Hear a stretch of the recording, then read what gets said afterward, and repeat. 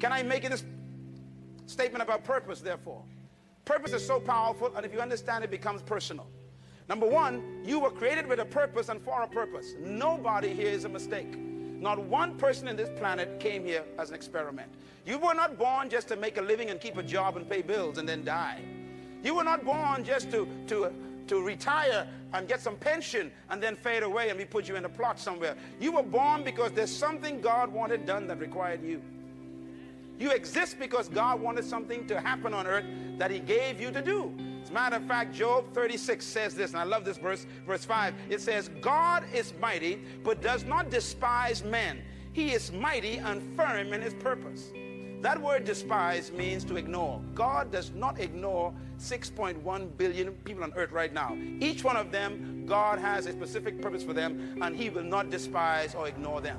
You were born to do something very critical. Here's my favorite verse in the Bible, Proverbs 19, verse 21. It says, many are the plans in your heart, but the Lord's purpose for you will prevail.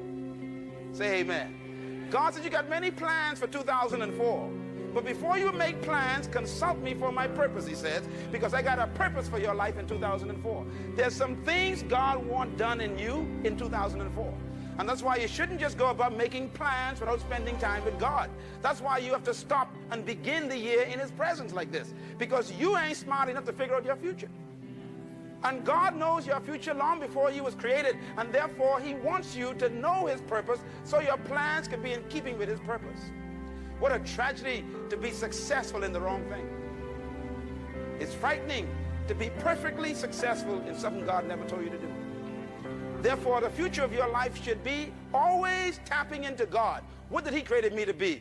And therefore, God says his purpose will prevail. What is purpose?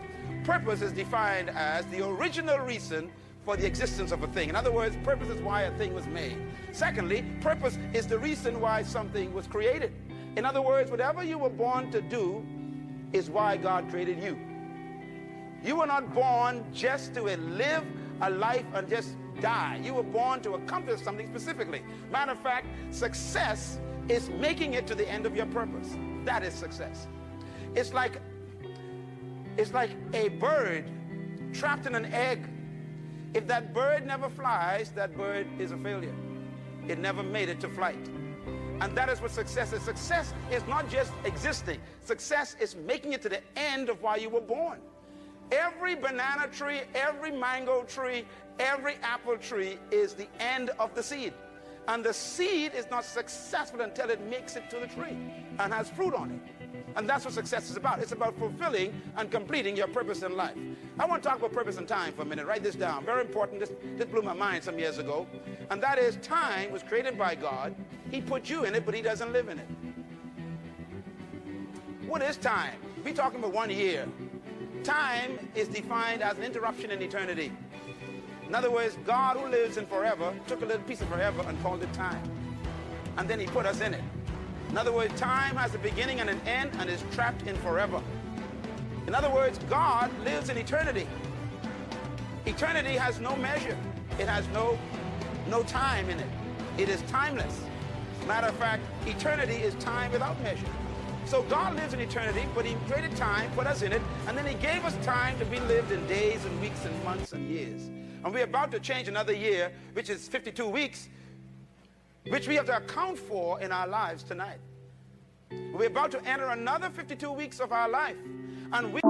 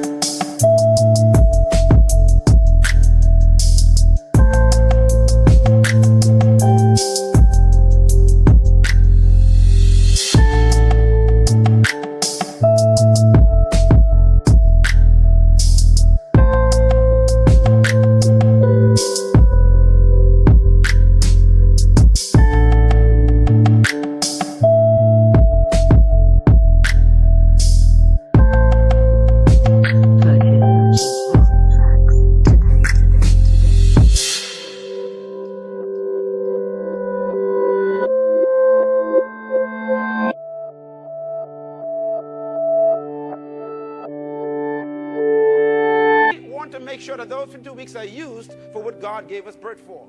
Everything is time without measure in eternity. Now watch this. We were placed in time to fulfill purpose. There's a tremendous understanding of this in the Bible. Purpose gives meaning to life and time. If you don't know your purpose in life, your life and time will have no meaning. You'll simply be frustrated and wondering, why am I here? What am I going to do? Why do I hate this job? Why am I going to the same place all the time? And you begin to be frustrated, and your frustration is taken on other people because you don't have any meaning for your life. Whenever somebody commits suicide, they usually leave a note for someone. The note normally says, I had no reason for living. That is the saddest thing in the world. But there are some people who don't commit suicide instantly.